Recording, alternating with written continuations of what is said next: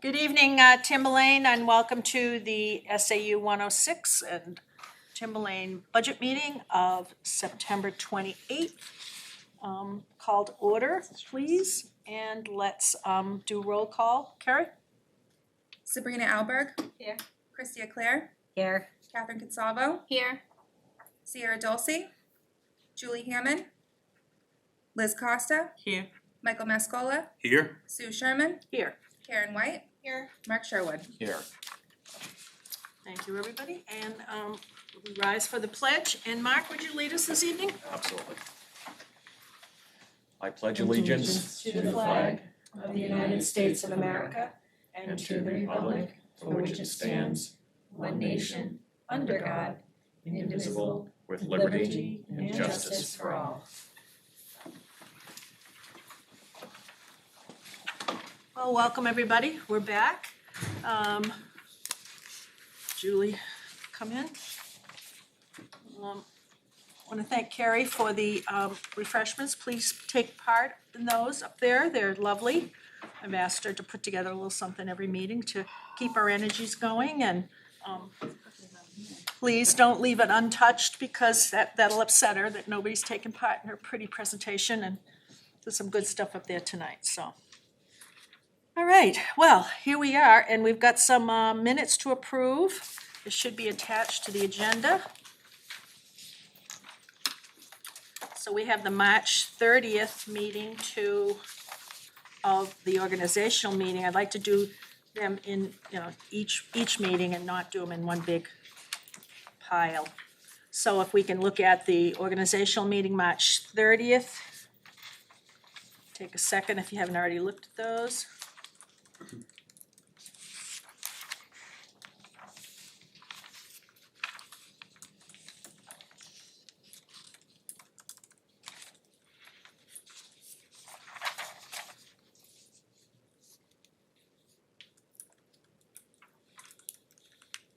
And I'll entertain a motion to accept.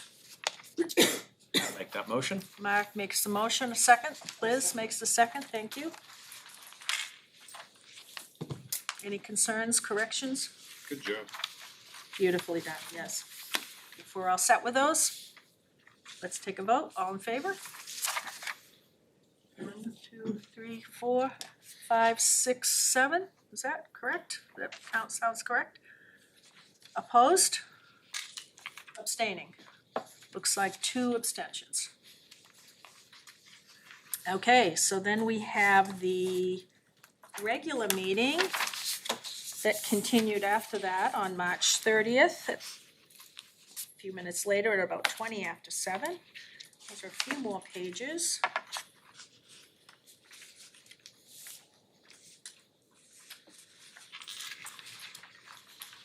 Does seem like March 30th was a while ago, doesn't it? Long time ago. Long, rainy summer ago.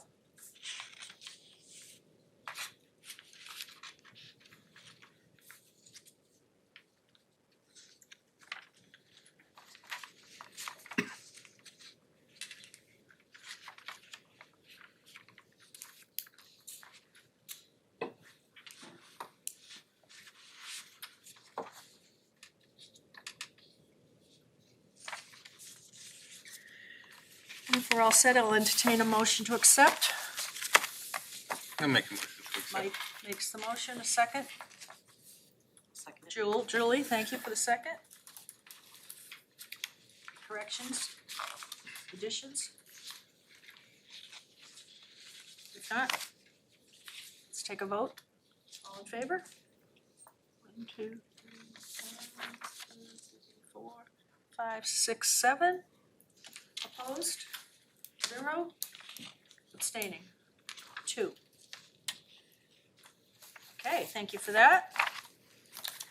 And correspondence, any correspondence for us? Anybody received any emails or phone calls or anything they want to discuss as correspondence?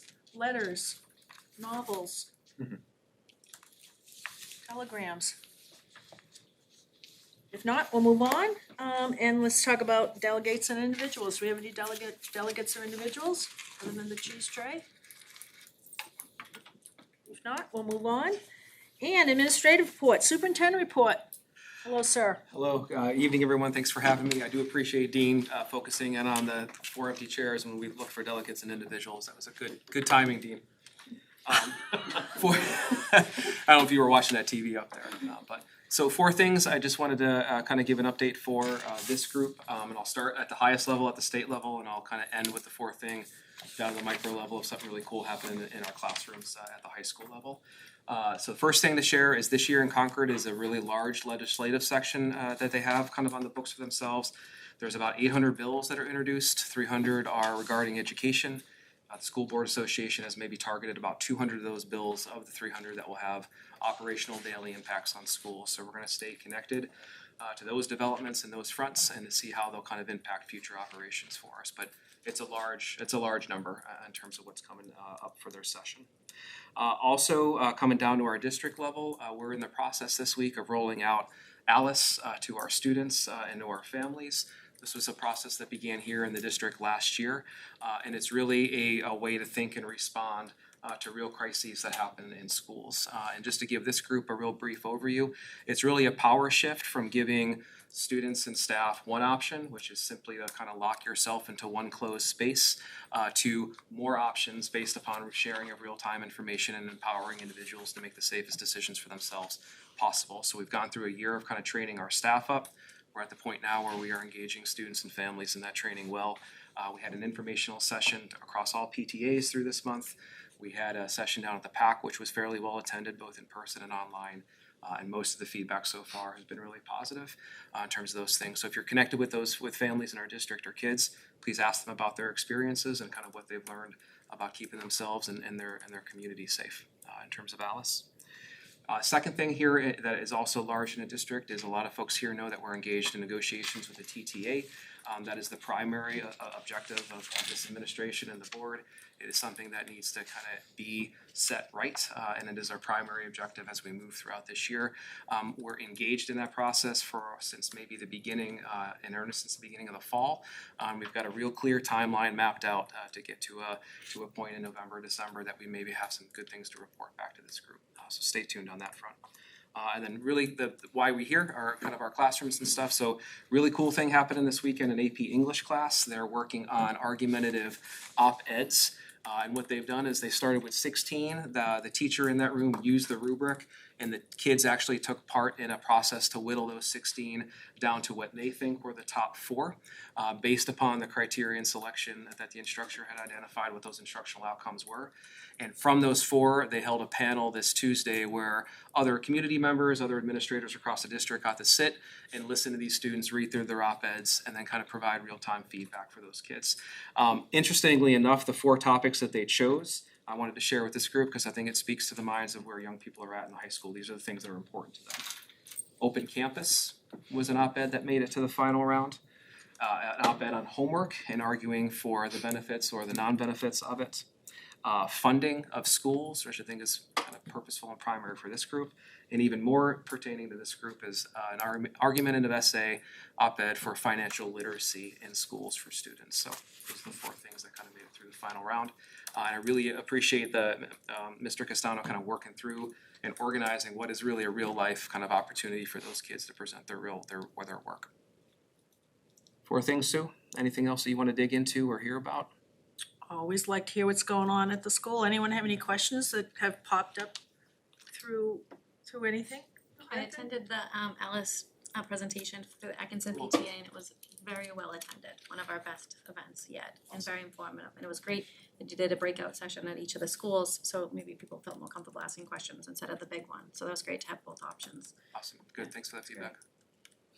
Anyone else? I was also at the one at the middle school PTA meeting. Okay. It was great. Good, that's good. Anybody else? Thank you, Justin, for the update. Thank you, It's Sue. always good to hear good things going on. We got reports of committees. First one says budget chair update. Oh, I'm still here and I'm still upright. I've been in correspondence with Maria most of the summer, checking in about what's going on and fielded a few emails and a few questions from school board members and other citizens in the communities. Watched football game from afar, listened to a great band. Our money's well spent there, I believe, but that's just my private observation. Great trumpeter they had in that band. He was awesome. The band uniforms look a little worn. I know that's a big expense. Who's going off? Sorry, my bad. Oh, that's okay. Just worried, it's always me. Band uniforms looking a little more worn each year, but they still seem to patch them back together again and get them back on. So football looked like it was, kids were having fun at lacrosse and they were having fun at field hockey and things seemed to be good. The field's look in good shape. Hearing some positive things about tennis courts, et cetera. So that's what's happening with me. I wanted to make sure, and we didn't put it on the agenda, but we have a CIP member report. Is Christy here? I am. Oh, there she is. I got my other glasses on. That's my reading glasses. Let me see my, I know, the kids used to make fun of me all the time. I'd take my glasses off. So Christy, you wanna give a report of, you've been at a couple and I've been at a couple, so. Yeah, so I went to the last one, the one before I missed. So basically, we just kind of went over what basically Carl was gonna spend the money on moving forward, and then kind of went over his budget and prioritized them, you know, in what year we're gonna, you know, make the changes to each of those. So the CIP, as you know, is a planning document for our future needs, and what I call big ticket items, anything over $30,000, we had moved that threshold up. Mark's attended, I've attended, Christy's attended different meetings, and Christy's right at this last one. Carl and went over, and Ken went over their big ticket items, get them in the right slots, so to speak. And that's our purpose. It's not to approve the purchase of lights for the football field. It's to hear the estimates and the money and see if there's a place we would put it this year, next year, 2 years down the road, whatever, and hear where their priorities are. He also he's very generous about giving us a report about what they've spent and where projects they're doing. And we kind of slide a little bit off into the weeds about talking about the project. And I really try to, although I'm not chairman of the CIP anymore, We still crack the whip. I kind of helped Ken, because he was kind of on his own the other night, to kind of bring it back to, wait a minute, we're not here to give approval for those projects. Well, yeah, we have our opinions, but that's not our job. Our job is to put the money in a column and then let the school board work out what they want to do.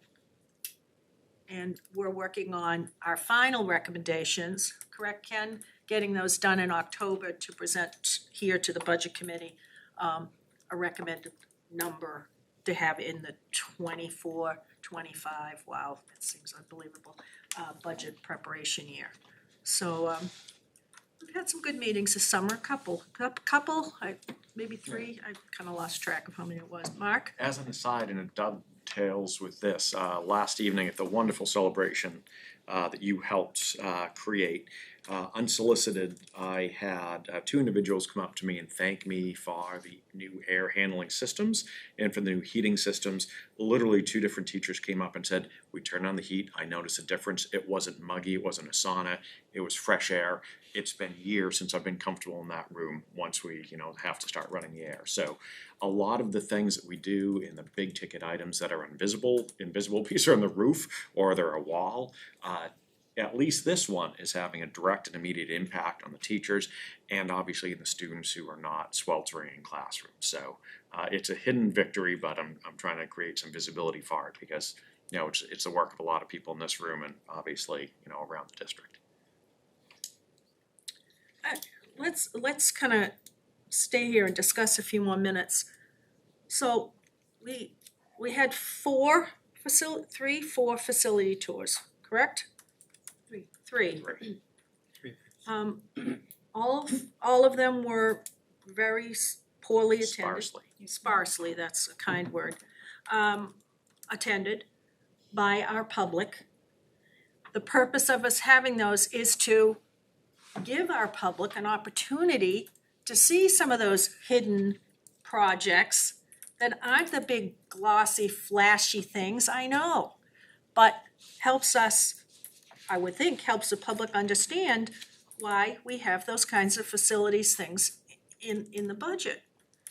And I want us to consider, as we move through this budget year, the effort that it takes for a school building principal and school board members and a budget member and our department heads, namely Carl, to be there to talk to the choir.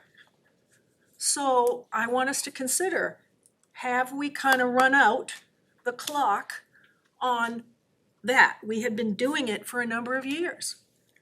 It's ugly to say, but I'm not disagreeing with you. So I've been going them for 3 years, and those 3 years, I think I've seen less than 20 non-direct affiliated, school board, CIP, et cetera, administrators in attendance. So I'm not certain it's serving the function it was designed to anymore. If they don't show up, why open the gates? I know Mark did in Sandown and I did in Danville, both posted it multiple times publicly and letting people know, because everyone has the talk of their tax dollars and what's coming, saying, if you go to these meetings, even if they went to the ones directly for their schools that they're attending, or some of the ones that are older and they're not using, the school systems anymore and they wanna know where the funds are going, he put it up in Sandown, he put it up in Danville, give them that explanation, but you get that feedback online, but then nobody comes. And it was well publicized online. There were posters in the library here in Plastow. I don't know, Was when there we a did video the- made?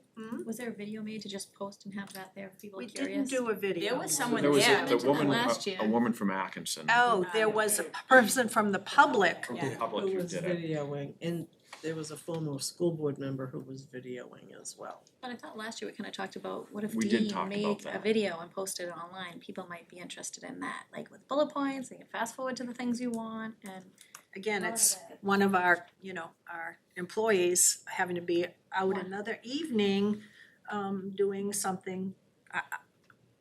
Maybe he should do it on his own with Carl and just do a presentation and put it, that's what I'm saying, just post it and then do it's it there at 3:30 in the afternoon, update not 7:30. once in a blue moon with whatever I change is done. I think that's actually a good idea. We could have an archive of needs analysis. We could have a TV show.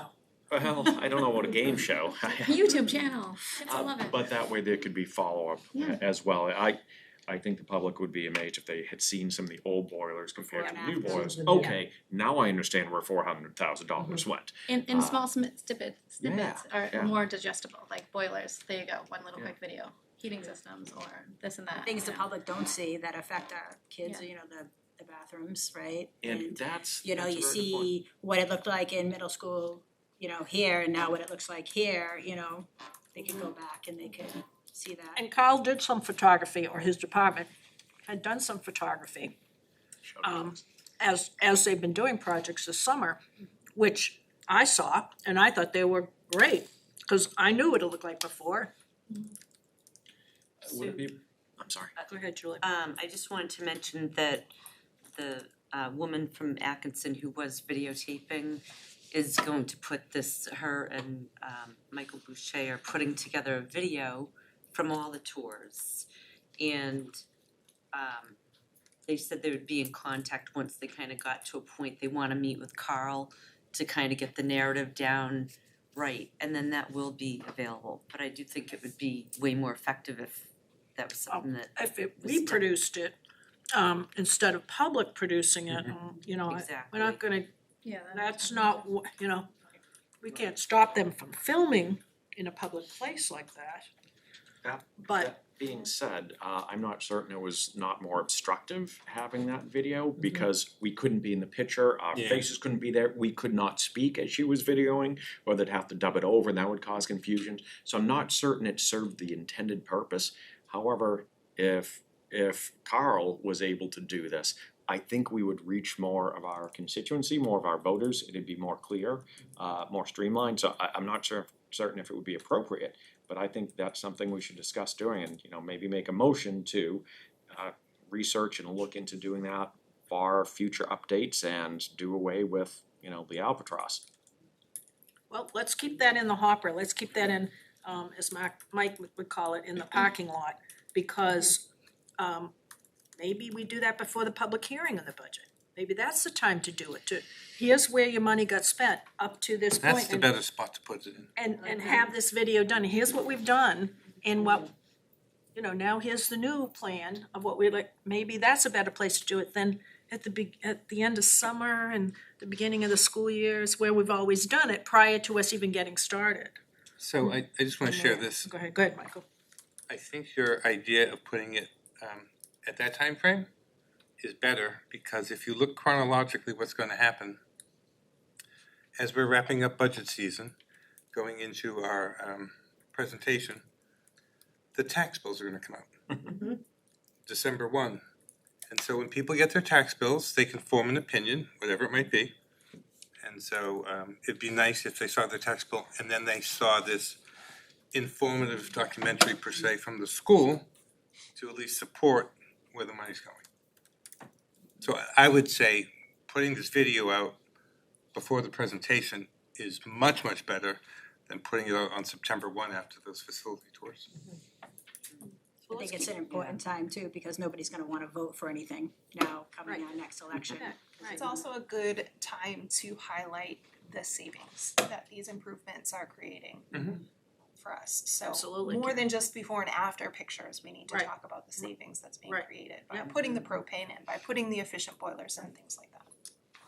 Good point. And Sue, one more is, if those videos are available by then, you'll have a bigger audience, hopefully, at the PAC or the high school, to tell the public, we have these tools out there for you to go view.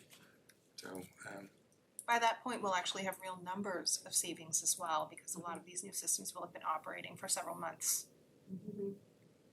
So we'll make sure the notes reflect that we'll revisit that as we get closer to know where we're headed. I think that might be a better use of our time and Dean's. Dean and Dean's- I have already talked about that, about doing the videos. Last year, we started talking.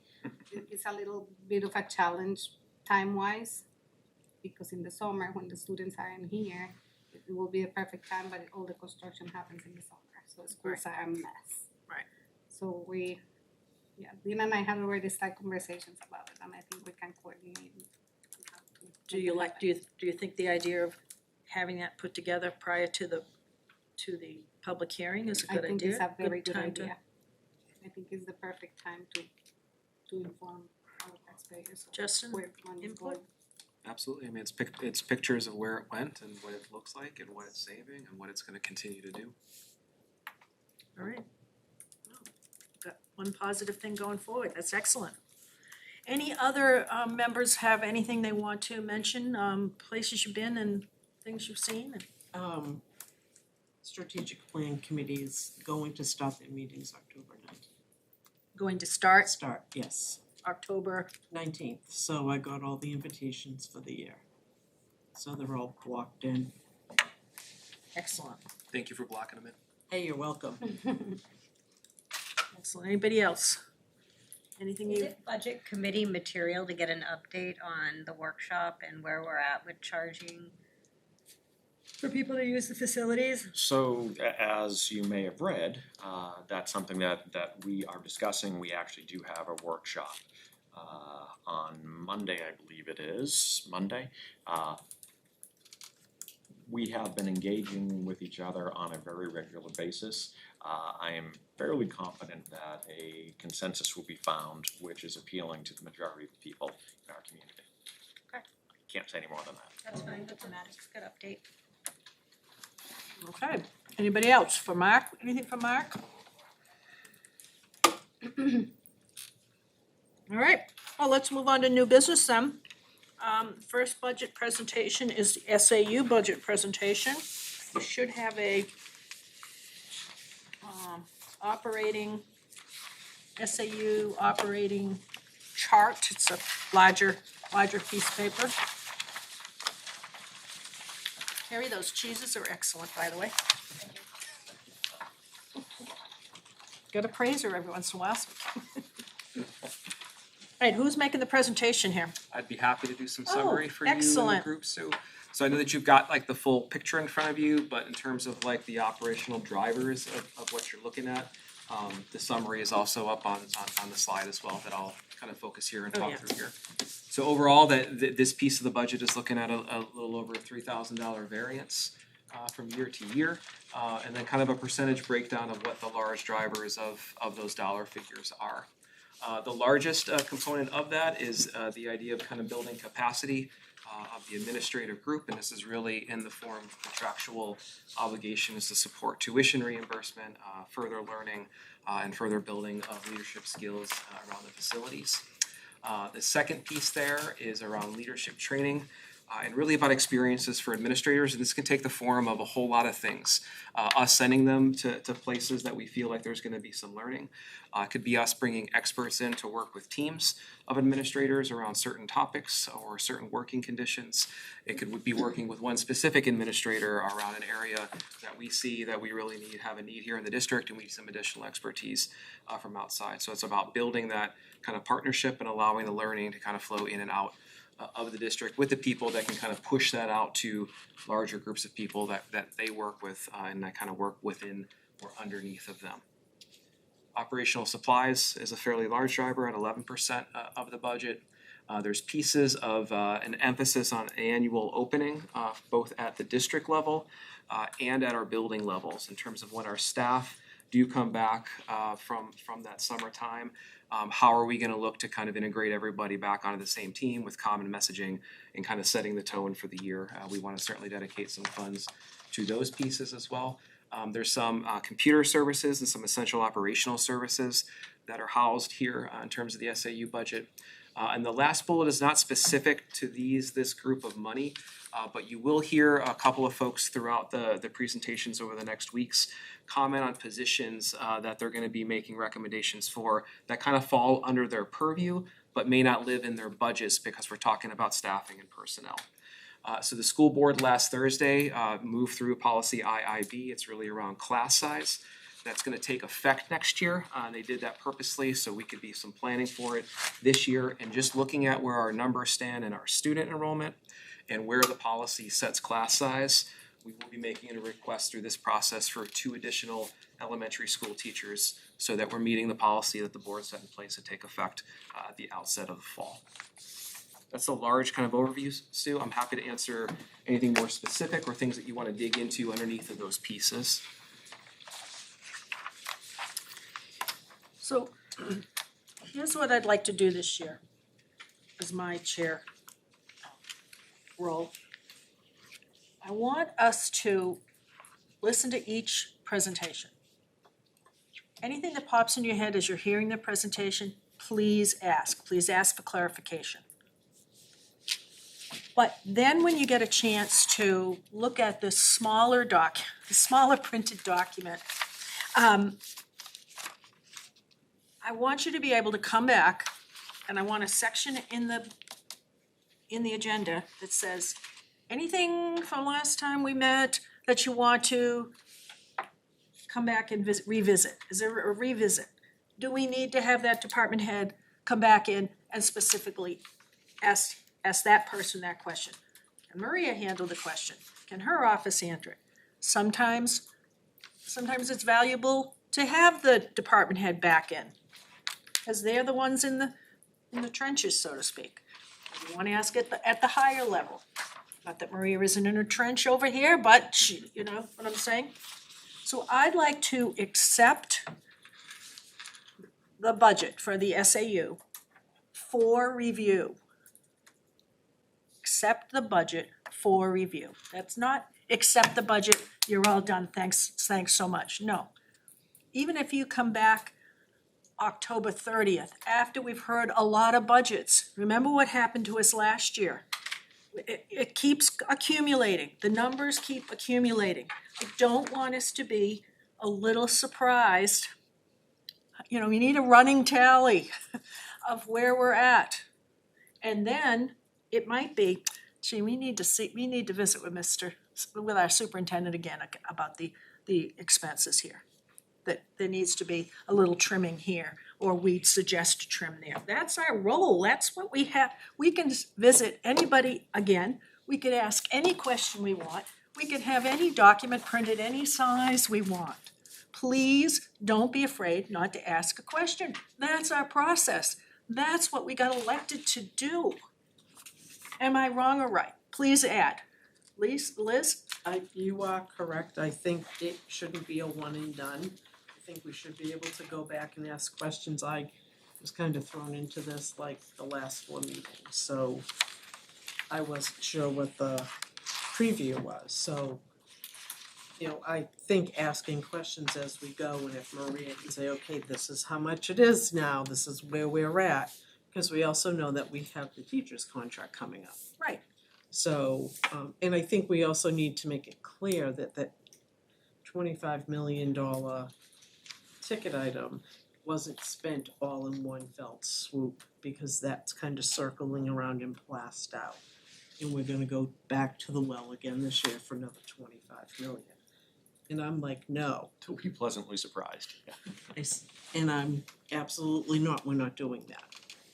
So, An important thing about that, because I get asked that a lot as well.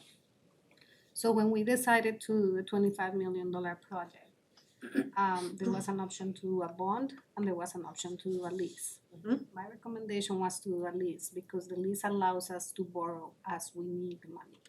The bond, we have to take the $25 million upfront and pay interest on the $25 million for 20 years. Mhm. The lease, this first year, we borrow only $3 million. We pay the interest on that $3 million until we borrow more. So we can borrow up to $10,000 a year. So we only pay the interest on the money that we borrow and not using for certain projects. So that is important to know too, because that is gonna save us about, I think it was close to 7 million in interest. When you get this lease though, the interest rate varies at the time that you take out the money. No, so we got the rate locked for the 25 million. We got it to Bank of America and we got 4%. So the bond, the municipal bank, the bonds interest was 3.7, I believe, this year. So that's And we got a 4% for our lease, For the entire 25. for the $25 million. good for you. Which is huge.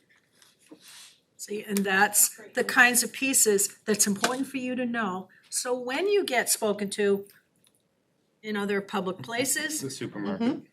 well, you can Tom Pub. try to speak intelligent about it. It's really hard. There's a lot of information highway misinformation out there. You know, don't be afraid to call Maria. She'll do her best in her very busy day to try and give you the information you need, again, in any format you want it in. So that you can try your best. Because nobody's saying this isn't confusing, it is. It is. We did what?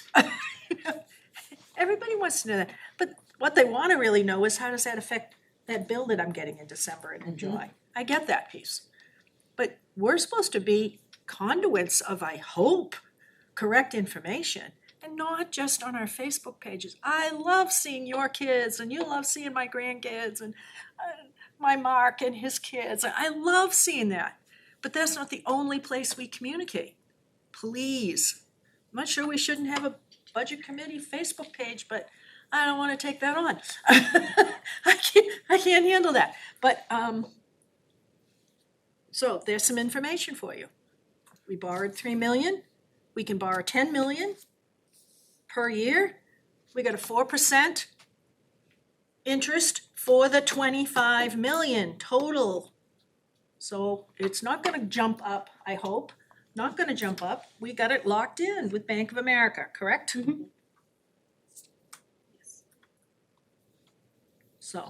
So back to my point for stopping Justin in his presentation? Are we okay with, do we have anything specifically you wanna ask him right now? I have one question because I did not watch the last school board meeting. Sure. What Liz, is the, Before the question, could I just echo what Sue had just said? I think from Absolutely, Maria's sir. and I's perspective, we embrace that way to do it in terms of having some fluidity to the process. It recognizes that this is one budget and it's not individual pieces that kind of add up at the end, like to have knowledge and information up hand and be able to know that one part impacts the other part. That's the way we would like to kind of present it as well. It's foolhardily to go the other way. Circumstances may change in a month or a month and a half. And if we're not gonna be able to be flexible and fluid to go back and revisit, then I don't think we're serving things well. So we echo that side too. my question, thank you, sir, is I did not watch the last school board meeting yet. What are the classroom sizes for the elementary school now? They went, they lowered it by one child per class size at a particular grade level or grade span. Okay, So as we looked at like the total impact based upon what our current enrollment is, it's gonna demand that we're gonna need to separate, we're gonna need to break apart some classes as those kids move to the next grade level based upon the current staffing that we need to kind of fill K to okay, 12 at that that's point. what I kind of thought was gonna happen.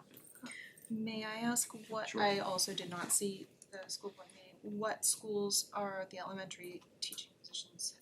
What schools are those teachers? It would be going to determined in terms of how things are It gonna just shake out, right? depends in the future. Yes.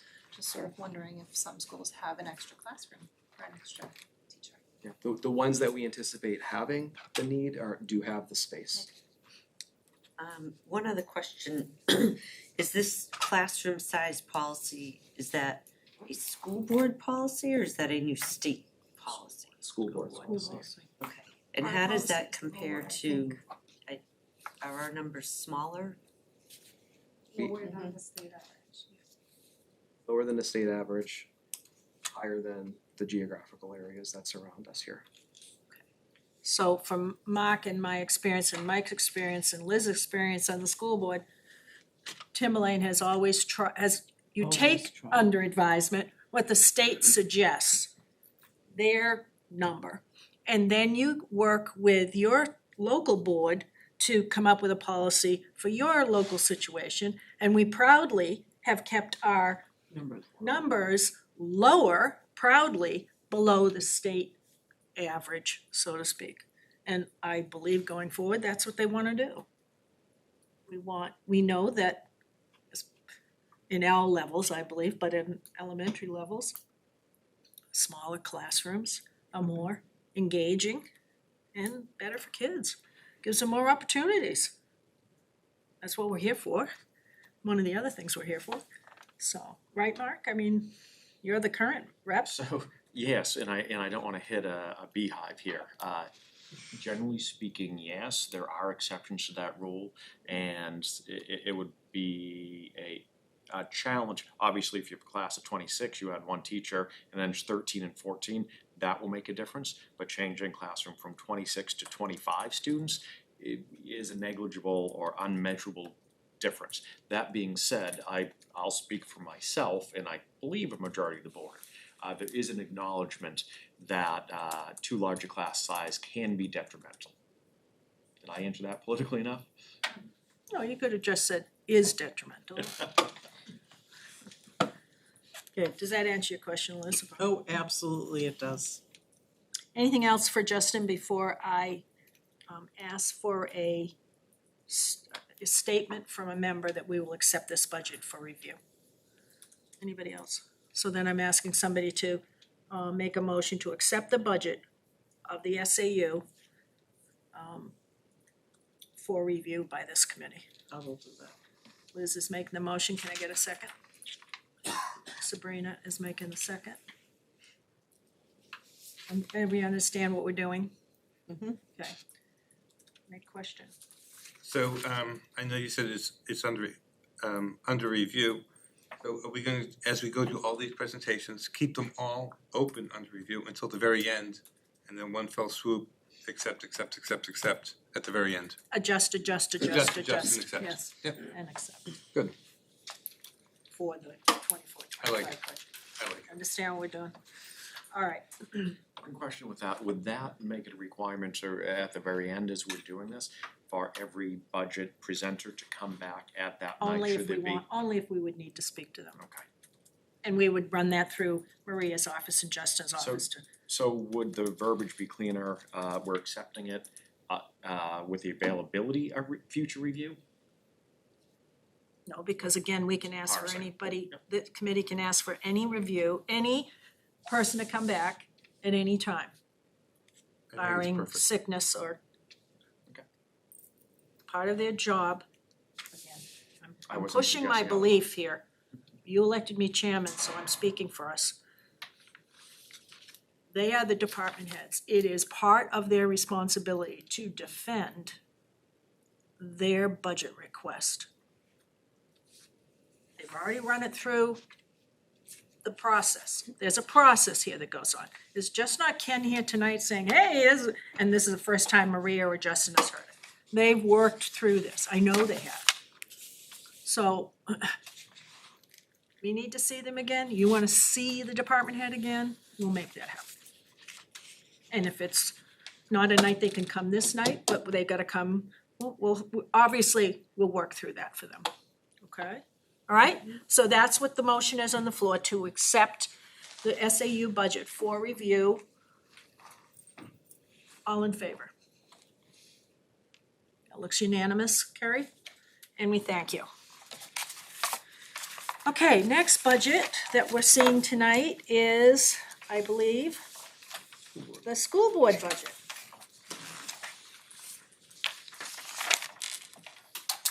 Anything out there? No, okay, so I'll give everybody 30 seconds to a minute to look at that.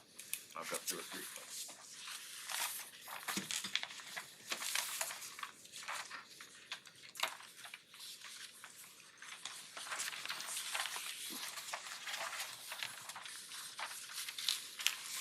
Again, this is a number of pages of data. You know, we like seeing actuals and year trends kind of things, so you can kind of see what they've got under their budget. So if we look at the 2023 actual, it's 354,890, and the 2024 was 359,830. There aren't a heck of a lot of changes in here from the prior years. One of the exceptions that was a little bit of a driver is the treasurer, which we're now at 7,500 as opposed to the 12,000.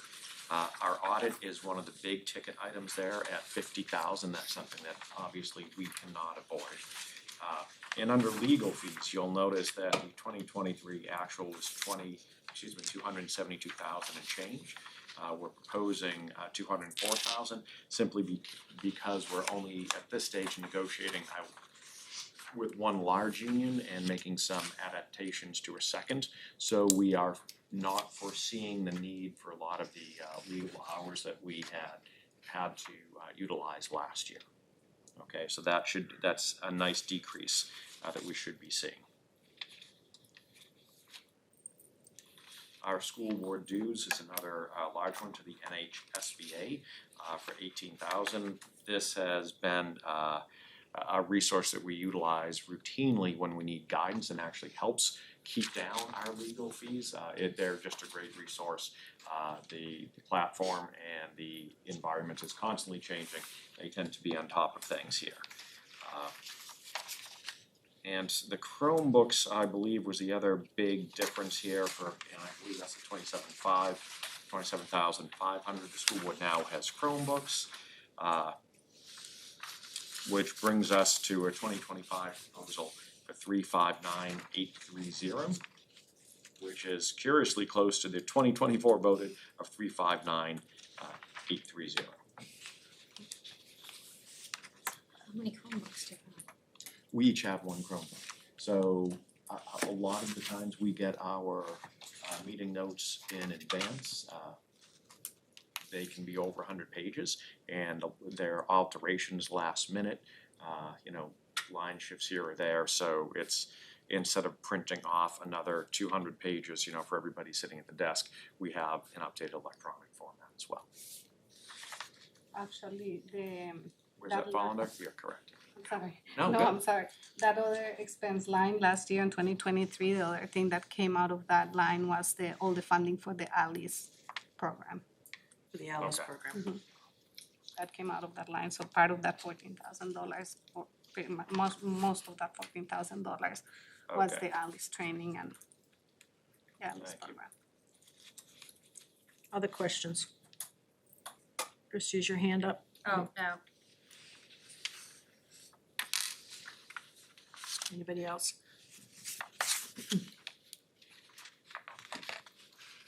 Again, you want more detail, I mean, there is, under each of these categories, there's more detail, there's a lot more detail, if you wish it. And if something you think of, Yeah, my boat payment's not in here. I don't know what line that should. for the other, Yeah, but that's, You got your stipend in there. that's right. yeah, That's right. gone up since you and I were on the board. Yeah, inflation. That doesn't cover the boat though. Doesn't cover the gas for the boat. Right.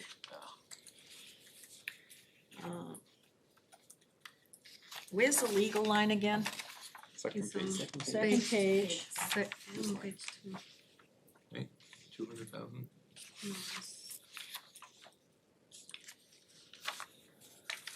Oh, Meeting sorry, so supplies, page, under the audits, legal fees, got it, 204. Yep.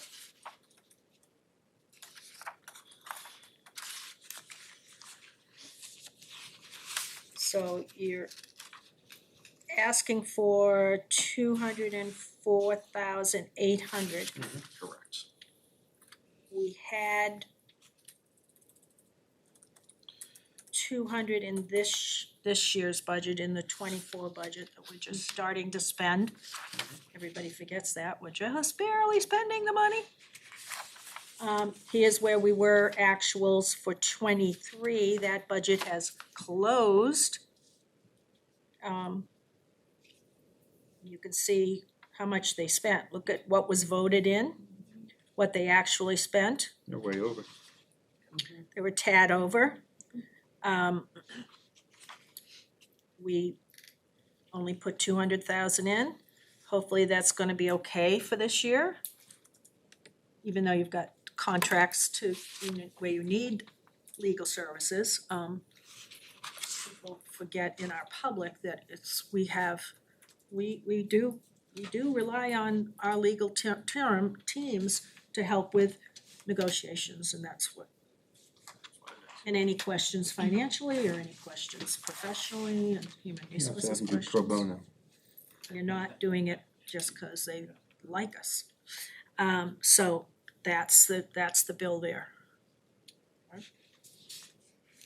Anything else that jumps out at you as we go through this? The audit's been about that 50,000 for a few years, hasn't it? It has. 45,000. I believe It it was is 33 actuals, so, but you gotta have a little bit of, we don't know what they're gonna ask for and what's gonna come up in the audit. Yeah, we increased it a little bit because with the ESSER funds, with the COVID funding, the audit for the grants audit, which is the special audit, it depends on the volume of grants that we have. So with all the COVID funding, Right. I did not know who I was going to be involved in that audit with all those extra funds that we got through the last 3 years, which we still have received. We're still receiving funding from that, so for another couple of years, we will be audited on that, so we try It's to got be. more complicated. Yeah, and we're still using the same audit firm. Yes, They are? we try to be as efficient as we can, so they don't have to spend a lot of time here. This year, actually, they were scheduled for 10 days in here, and they were out in 4, so I have to say, Lisa Oliver does a magnificent job handling the audit, and she's amazing, she's very effective, and she has them in and out of here in 4 days, which is, for a business this size, is incredible. Yeah, if you've ever come in here when they're doing the audit, when they're here, I walked It's in when I scary. was chair of the board, I went, whoa. And turned right around. Hi, I'm just gonna go upstairs now, you know? Uh-oh. it's quite amazing. Yeah, she's very proactive. She actually does everything in advance. We have a website where we can upload all the documentation beforehand. So we just throw everything in there weeks before the audit, so they can. And if I'm not mistaken, please correct me if I am, Maria, one of the other reasons that are data points that we put in for looking at the legal fees is we are actually for our negotiating legal expertise using a firm that's different than last year, which is a bit more reasonably priced. Well, shouldn't say that, but there are some cost savings there as well. Do you mind sharing who you're using? Is that If I okay? could remember the name of the firm. The firm is Soul, Leslie and Kidder. Oh, you're losing Oh, soul. in Salem. I have a question about the spend, last year's spend, and how much higher it was than the voted amount. Was it, do you think it was because of the number of contracts that needed to be negotiated last year? Yeah, so last, And so this year, how many contracts need to be negotiated? so last year, One big one just the one? and one adaptive one. We're Okay. adding some members into our previously existing union contract, so that should be a much more straightforward process. The dynamics and working relationship between the two negotiating groups, this one and the teachers union, is a little bit different. So I'm not foreseeing the hours that were put in last year. yeah, last year were 4 negotiations, 4 contracts, and 2 of them were with the teachers and the paraeducators, which are our 2 largest units. Maria, excuse me, so on the voted last year and the actual, there's quite a difference.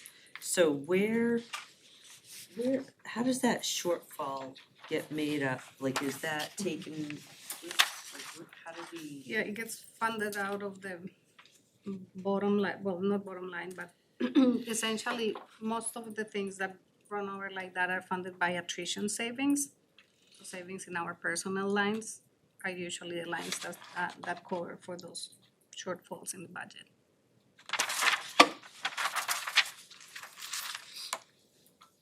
Good? Good. Anything else? So we're gonna do the same thing with this budget. We'll have Mark here all the time, but again, as you look through it, something comes up, again, a question out in the public, feel free, we'll get the information for you. So I'm looking to accept the budget for the school board for review. I'll make a motion to accept the school board budget for review. Okay? Catherine seconds Mike's motion. We're watching you. I get that a lot. All right, if we understand what we're doing here, yes, we're all set. Any more questions? Again, you can always email. I would appreciate it if you do ask a question, that you email Maria, that you copy me, so I'm in the loop, so I can say, so what was that answer? I can keep clarifying for us. Or Mike, keep us in the loop, keep the chair and the vice chair in the loop. That's what we're trying to, keep the communication open. All right, so let's take a vote, please, to accept this budget for review. All in favor? Looks like unanimous, Carrie, thank you. And now we're down to our very patient department head who sat here patiently, is technology. Bedtime is approaching. I'm sorry. Feeling spry. Okay, Gabby. Okay, so you obviously have your line codes in front of you and budget drivers as well. So a little history here. Those of you that were on the budget committee last year may remember we combined 2 budgets into one. We used to have a technology budget and a business operations budget. We combined those into one. So if you go back and compare this technology budget with one from years ago, it's dramatically higher, but that's because it's 2 budgets folded in together. So my budget this year is up. The variance is $160,831. And the budget drivers I have listed are as follows. So everything is more expensive. You're probably gonna hear this more than once in the next few weeks. All the applications and services, for the most part, I wanna say 90% of them are up in price. Things like Power School, School ERP, which is our Infinite Vision's financial and human resources application. Everything's up 3 to 5%. So I'm budgeting for those increases that have already happened and in addition to what I'm anticipating for next year. You know, we're budgeting for things that are a year in advance. It's trying to hit a bullet with a bullet here in terms of trying to forecast what the prices are gonna be. So we're making a best guess with that. Next couple items are things you will see next week on your CIP recommendations coming from that committee, which is two things I had that were new. Are new intercoms budgeted for all schools. Intercoms, what I mean by that is the door intercoms. So at the front of every school, or in some of them, I think they may have it on the side or back as well, there's an intercom with a camera and a microphone. You buzz the person, you know, they buzz it to alarm the front desk. That front desk would, you know, recognize them and buzz them in. The ones we have now are really, really old and they are deficient. And I'm not gonna get into how or why or where they're deficient, I think that's kind of a safety thing. But let's just say they're not fitting the bill. So I budgeted to replace every one of those door intercom systems in the schools and add additional intercoms where I've been requested at schools in the PAC. This system is much more robust than the current system we have. It's high definition cameras. The audio on them is much better. The current intercoms we have now are a closed system, meaning that you have the intercom at the door and it's a single hard wire that goes into a desk station. And that's where your station is. It's one wire to that. The new systems will go on our network and the stations are mobile, they're iPads. And I budgeted iPads for those multiple iPads for the schools as well to load that desk manager application so that they can manage those doors from anywhere in the school.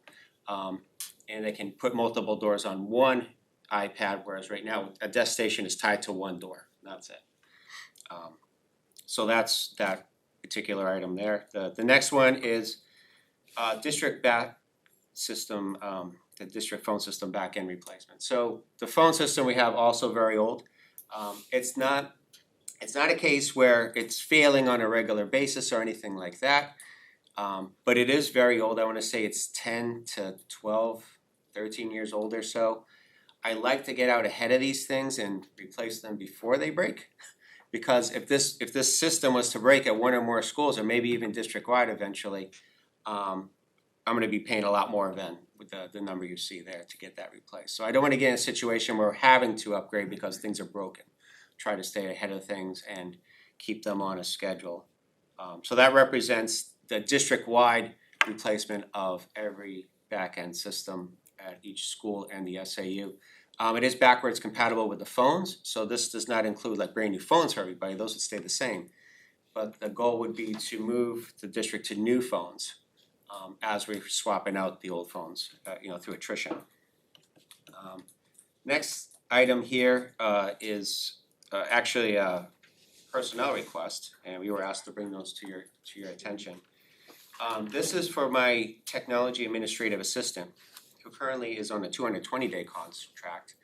I would like to move them to a 260-day contract, which is a full year contract. I'm the only department in the district that doesn't have a full year administrative assistant, and I find a problem at the end of the year, which is my busiest time of the year. I think June, we're finishing off paying off the previous year invoices and bills, and we're setting up purchases for the new year. And this person isn't there, so I'm usually doing it in addition to what I'm normally doing.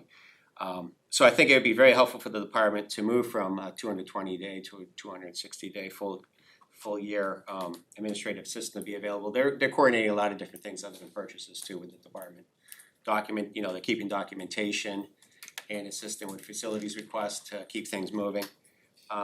That number you saw in there for salary and benefits is not included in the variance, but it's also $8,500. I did update the slide, but I forgot to tell you, Carrie, because Maria gave me new numbers, and it was like 6,400. It's about 6,500. 6,500. So it's a little bit less than quoted there. So that's the one personnel request I do have. And then the last one is we've folded some of the other online applications from other departments into my budget. It makes sense to move some of these or more technology related services and applications That's a zero-sum game for the district. The 46.7 you see on there would have been dispersed out to some other departments, but they've been put into mine. So that's why, part of the reason why, you know, my variance is up as high as it is. So, any questions? Mike? So on your intercoms, when it says all schools, does that include all the other buildings or the other buildings like the PAC? Yes, yes, it's So all of our buildings? all, yes, 9 locations. We have 9 locations or 10? 10, 9, oh, 10, That sounds like a, 9, 10. whatever it is, 9 or 10. for 50 grand, that sounds very reasonable. Will there be a subscription involved with that? There is, going yeah, it's a good forward? question. I meant to bring that up, so thanks for asking. This is the same vendor that is servicing our cameras and our access control system. It's cloud-based. We do pay a yearly license for every device that we add to that system. But the benefits of that are the intercoms would be tied into our cameras, so that if there was an intercom, somebody buzzes in, that event is recorded first off on the intercom itself, which is not possible in the current system, but it also the area cameras around there, if there are, will capture that event as well. So there is a yearly ongoing subscription with those, absolutely How often do you think that the iPads would need to be replaced for that system also? I don't think that often. It's just that one application they'll need to run, and I think they'll be buying them new for next year. And I would say you're just ballparking, 5 years. We'll buy protective cases, of course, and everything goes along with that. It's more concerned about droppage and them becoming too old to run the application. But I mean, ballpark 5 years or so. Anybody else? Yes, Jewel? Could you just give some examples on the cost of those online applications from other departments? Let's see. It's gonna be mostly in line, the last page, page 5. So it's line code 1284643. One of them is Acuity, which is a 504 tracking application. The FMLA forms is one of them.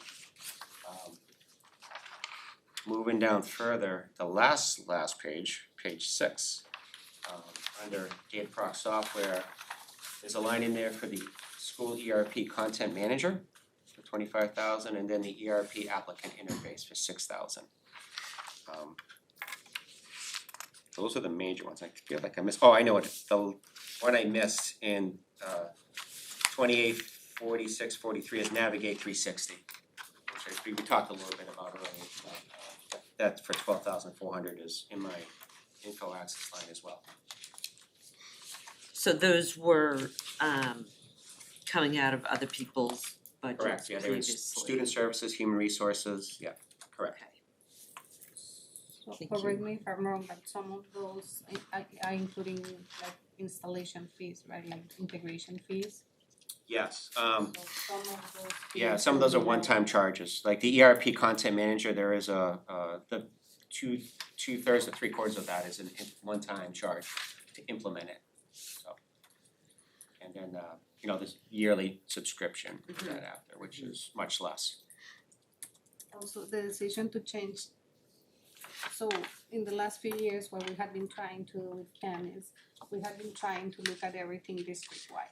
So, for example, the elementary schools, they use this program, but each school pays for the program that they're using. So we have taken the approach to say, okay, let's reach out to the company, see if Volume gives us a discount, and then we incorporate everything into technology. And if we realize a discount, because instead of each school buying 5 licenses, now we have 50 licenses district-wide, and we have been doing that actively for the last couple of years, just to realize some additional savings based on that. You'll see that in That makes a lot you'll of see that in sense. curriculum I as mean, well. it, Right, that makes sense to have, it's a technology related, and we discussed this last year with a few other items, there's why isn't none of the technology, but makes sense, and if you can realize a little bit of savings on the licensing or the product, that's good. As long as we understand, oh my gosh, he's not asking for all that much more, he's just, stuff has got moved over.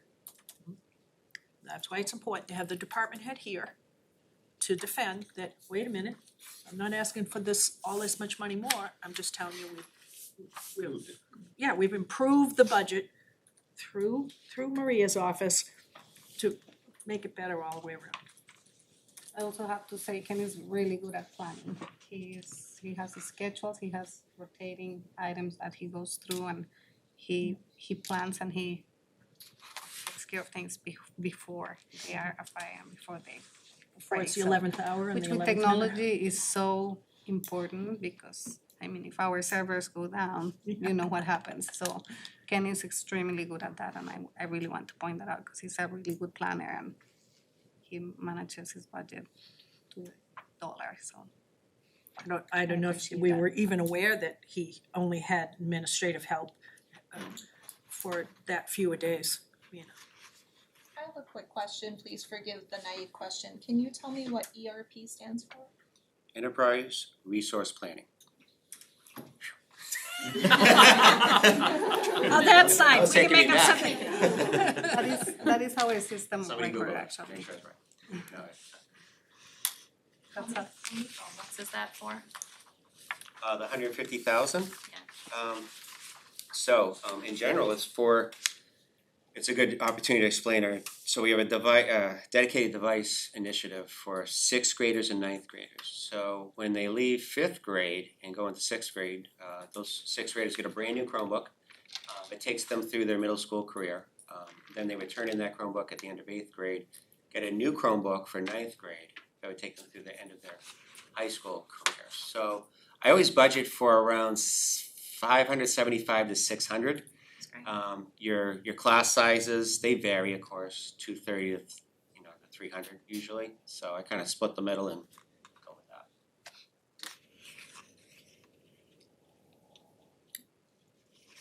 Anything else for Ken? Again, we're asking to accept his budget for review and always ask him back. One more for Ken. Sure. Chromebooks start at what grade? 6th grade? Well, we have Chromebooks all the way back into kindergarten now, but those don't go home with the kids. So they're assigned they're assigned a Chromebook in their classroom. at 6th grade. Well, no, in 6th grade, they're given a Chromebook Right, and said that's you what I can meant. take it home. Yes, Yeah, that's what I'm saying. yeah, that's right. So classrooms in all the elementary schools Have at carts. kindergarten on a cart. Right. And But one to take home, 6th grade. 6th grade up have one to carry with them, or leave in their locker.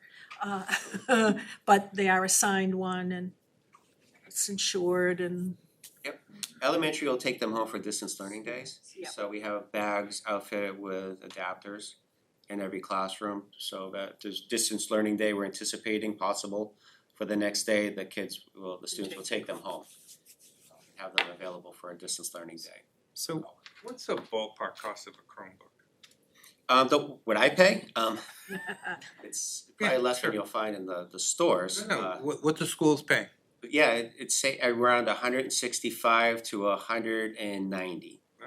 They have been going up, they used to be less, but with, the COVID really drove the demand, of course, with those. We're starting to see it come back down a little bit. Okay. Now, on the Chromebooks for the middle school and high school, those, the insurances go back to on the family, so, right?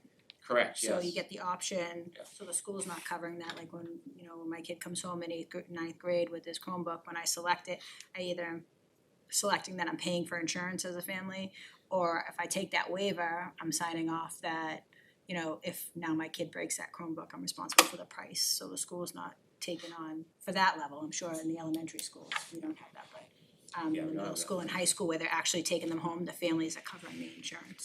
Yeah, it's about $12 a year is the cost, which is not bad. 6th grade, it's roughly like $35, $39 or something for the whole middle school career. Coverage breaks and, anything but abuse really. And high school is a little bit more, of course, because it covers 4 years.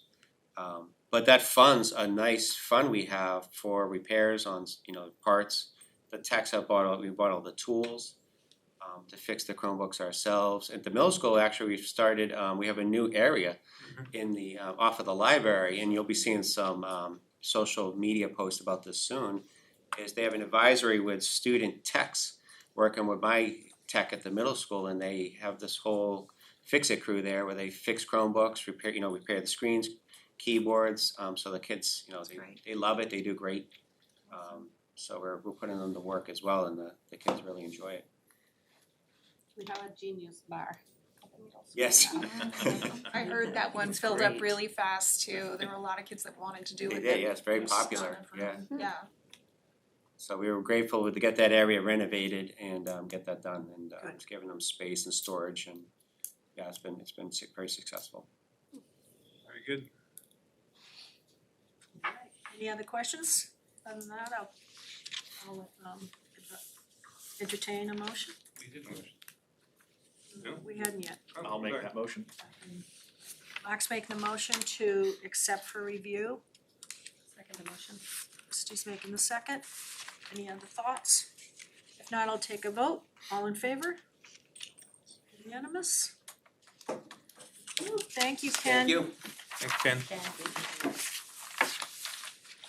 Okay, those are our presentations tonight, kind of a lighter load. We're gonna, as we go through the next few weeks, a little heavier as we go down the list. Any other business to come before? So I have one thing, yesterday we received the GMR from Health Trust, that's the guaranteed maximum rate for our insurance. It is at 12.5%, that's the highest I have ever seen. We are actually on the good side because there are other VAs that I spoke to that are got a 25 or 23% increase, so I'm kind of thankful that ours wasn't 25. I just received it yesterday. That's one of the big pieces, obviously, that I wait for to put the budget together. I am running the numbers because what happened is last year we got a 10.8% increase. That was the GMR, but the actual increase was only 4.5.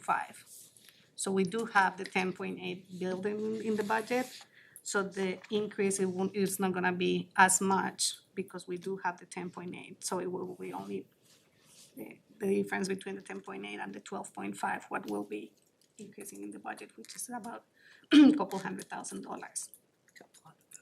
Well, which is, but last year was 1.8 million, so. Yeah.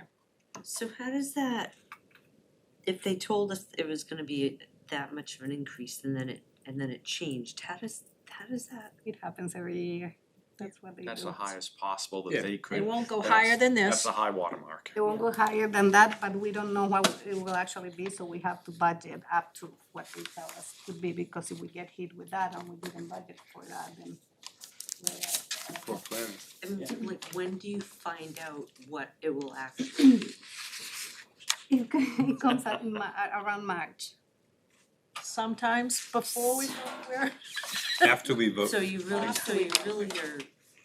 it's Locked too into bad it. we can't work that out so that you get it earlier, cause that's kind of a huge swing. It is, it's a big item, Yes. especially Right. for the portion of insurance that we pay, which is large. We pay 85% for insurance for our employees, which is a great benefit to our employees, but it is a big item. It's a $14 million. And is that just a standard business practice in this industry? Unless you wanna work for the insurance company, and then you can tell us earlier. It's been a constant forever. You have to budget this much and hope it doesn't get that much, Yep. that it's always a little less, and then they refund and Yeah. show some savings in our unassigned fund balance report. Right. So that leads me to believe that, to make sure you know that in your packet, right, there is a lovely two-sided that I asked Maria to put together, it's beautifully done, that discusses the unassigned fund balance, again, out there, a lot of rumor, a lot of misinformation. Will you please take this home and really study this so that you can speak intelligently, and if you don't, about it, to people in our public. And if you have questions, just send Maria and me, please, an email. And she will do our best to try and answer your questions. Yeah, so in a nutshell, the unassigned fund balance, what it is how much revenues we received, how much did we spend? And on the revenue side is also how much we encumbered from the prior year for projects that we did not complete, that those funds we are allowed to carry them over to the following year. So basically it's what we had and what we spent, and this is the difference between those two. This year it was $2.1 million, and the school board voted to retain $500,000. We could retain up to $2.8 million, but the school board prudently looked at the impact that the different amounts would have in the tax rate, and they prudently only approved to retain $500,000, which historically we have retained. So that gives our taxpayers $1.6 million back, which is big. Anything over $1 million is considered a big amount to give back to taxpayers. So hopefully that will have a good impact in our tax rate. You know, tax rate impact, right? Tax rate impact, not tax bill impact. So Get it? how will we see this 1.6 later on? We'll see it almost like as a credit? Yeah, so when when the DRA calculates the tax rate, what they do is they take all the revenues that we are getting this current year, they take all the revenues, they take out what is state funded, and they only take what is funded by tax rate, by taxpayers, and this 0.6 will contribute to that. So there will be, it will be added to that. So the amount that we have to raise for the $87 million budget, that takes out of that 87 million. So the 1.6 is truly only for the taxpayers, not to go 100%. towards any state funding? 100% impact to the tax rate. And when do they come out with the tax rate? November. Oh, yeah, end of October, the DRA usually is done reviewing because they do district by district, so I get in the phone with them. I get in the phone with the DOE, then I get in the phone with the DRA, then the two of them approve everything, and then I have to submit our form. The towns, each of the towns also have to submit their Right. forms. So it's a So it's two-part A process. collective effort, In yeah. our place, it's, all 4 towns, and gotta get your numbers in so that everybody can do what they need to do. So again, the public already thinks the tax rate has been set and no, it hasn't. It's not set until October, November, so It's the end of. Can we make a note, Sue, to when we get this information that is shared with us? Oh, absolutely, Yeah. yes. I will absolutely Yeah. share the information as soon as I have it. But like you said, then the towns have to do each their own parts Yes, to so compile the total. Yeah. the process starts with the MS-25, the DOE-25, which is the form that we have to produce, which is basically our financial statements. It's a 25-page financial statement document that have to report every single line of our budget. That is due September 1st, so we did submit that at the end of August, and it was approved. Good. But that is the first step. And like I said, each of the towns submit their and their equal to forms the are, MS-25. I don't think their Ms. forms are Wan. due the same date. I believe they They are, are? they give more grace period to towns. I don't know why, but usually they do. And again, the DRA reviews district by district, so it Right. always takes them about 2 months. Right, it's gonna take a few months for them to go through all that stuff to set the tax rate, so. Yeah, on the disbursement to the towns, is it also based on the EADM? So you know So what I'm like saying? it says here in the back, that's why I put that, because the way our district have it in our articles of agreement is the operating budget gets taxed based on ADM in average daily membership of students, and then the capital portion of our budget gets taxed on the equalized valuation of the properties. Okay. It's very confusing. It's just we have two separate mechanisms to tax capital funds and operating funds. Right, so my question is more about the disbursement of the surplus. When it goes back to the towns, does it go back based on the utilized properties, or does it go back to the towns based on membership? Like The you- calculation, yeah, I know what you're saying, but it goes to the operating, to the ADM. Again, Got it. everything is melted in one pot, and then the only piece that comes out is the capital. Okay. So that 1.6 goes to the ADM. She made a nice illustration on that back page, to just illustrate Just for to you. explain, So yeah. just to help you understand that I did that is connected see- to our articles of agreement and ADM and all that good stuff. That This is what happens. I did see on Monday, the DOE released the equalized valuations for the towns, and I believe Sundown and Plasto got reevaluated this year. Yeah. So they had a lot higher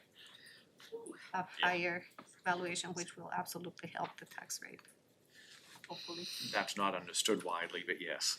Again, not understood widely. Yeah, It's been Sundown a had a stock, huge. but- Tax rate, tax bill, equalized valuation, ADM. There's a lot of pieces, parts moving there. We make it a lot more confusing than it should be. I think we should have one budget, everything should be calculated and ADM and it's easier, but that's just my very personal opinion. So that's for your perusal and education. And also there's two forms here, budget position request form. You can see the process that they're going through to request new positions in elementary school classroom and I think it's a tech, Yeah, so the tech person that Ken talked about. these are the two positions that Justin talked about for the for the decrease in class numbers. So we are requesting 2 district-wide elementary teachers. That's 85,000 each. That includes obviously benefits. They're fully loaded. So those are the 2 positions that Justin spoke to. And the other form is Ken's admin assistant, the additional hours for her as admin assistant. Okay, anything else to come before us? Look at the dates going forward. And Carrie, would you do me the favor again of printing our schedule again out for everybody and having that in our packet for next time so we can look going forward. Who are we seeing next time? I did make a request. Do you want me to email it in the morning? Would you mind? Yeah. Would you mind doing that so we can see that? You'll know, here's who we're hearing next time. And we did move around, CIP asked for an extension, they weren't quite done their work. And so, I said, sure, we're happy to do that, and I just let Carrie know to move them down, so. They're I have a question prepared. for you. So, looking at all these dates, what date here do we finish with our last presentation? Is it November 9th? So then we have the 21st to begin summing them all up and. The section of the budget by then, Got hopefully it. we'll have a full budget. And we're gonna keep a running tally, I'm gonna ask that to be done too, okay, here's the 3 budgets we've accepted, if this was all we were doing, here's, for your private information, here's where we're at. And we're continuing to go on, remembering we got warrant articles that the school board has the control over, it's not ours, but we need to keep that in our thought process, that there are gonna be warrant articles on there always are. We need to blend that together, so. Something else, Justin? Nothing else for me. If not, again, be in contact if you need anything. If not, we will see you Thursday night, October 12th. Same place, same station. Please partake of cheese as you leave. If you're not gonna partake of the cheese delights, I'll have Carrie make a smaller amount or just a plate for me. I'm personalized. Thank you. We are adjourned at 8:28. How did I do? Good night, Thank you. Timberlake.